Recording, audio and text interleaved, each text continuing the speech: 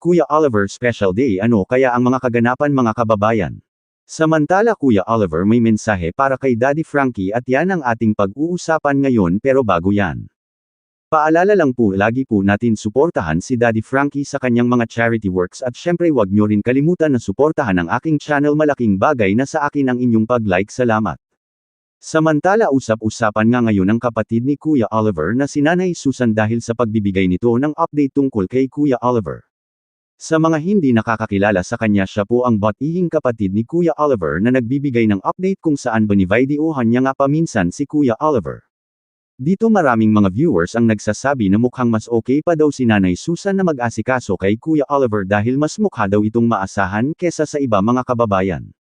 Actually nasabi ito ng mga viewers dahil pinapakita ni Nanay Susan yung kanyang mga post kung saan siya mismo yung sama-sama at nag-eenganyo kay Kuya Oliver para magsimba, which is good thing nga ito para kay Kuya Oliver. Sa ibang update naman kay Kuya Oliver sa post ni Nanay Susan ay kaarawan pala ni Kuya Oliver ngayon mga kababayan, makikita natin sa video. Asan tayo si Oliver? Birthday niya ngayon babatiin ko siya. Punta po tayo dito kay Anseng. Pero wala po siya dito. Balik po ako kila Kuya JJ. At ito nga po pala siya. Paduyan siya Pusit mo na Oliver. Oliver! Happy birthday! Ana? Ay, David. Ayan, birthday ko na Oliver. Hello ka.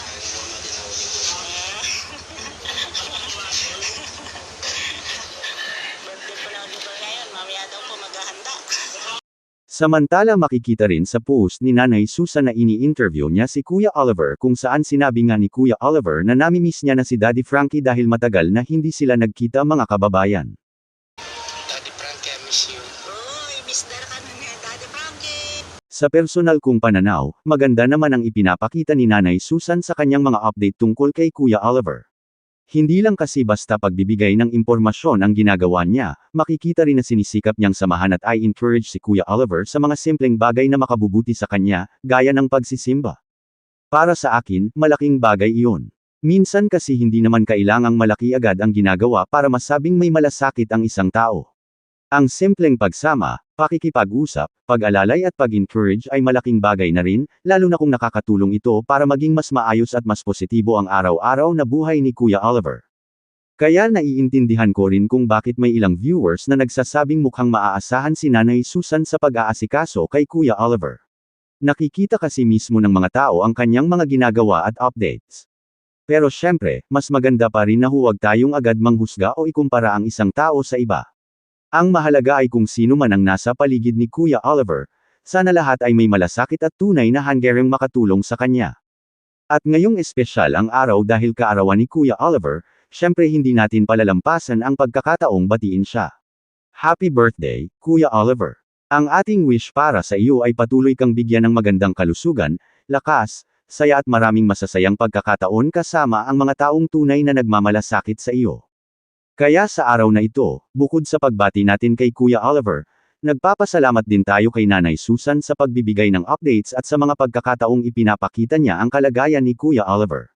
Sana ipagpatuloy niya ang mga simpleng bagay na nakakatulong at nagpapasaya kay Kuya Oliver. Muli, happy birthday, Kuya Oliver! Sana maging masaya ang espesyal mong araw at sana matupad ang mga magagandang hangarin para sa iyo. At higit sa lahat, sana patuloy kang mapalibutan ng mga taong tunay na nagmamalasakit sa iyo. At syempre, mga kababayan, patuloy din nating suportahan si Daddy Frankie sa kanyang mga charity works. Malaking bagay ang bawat suporta natin sa mga ginagawa niyang pagtulong sa kapwa.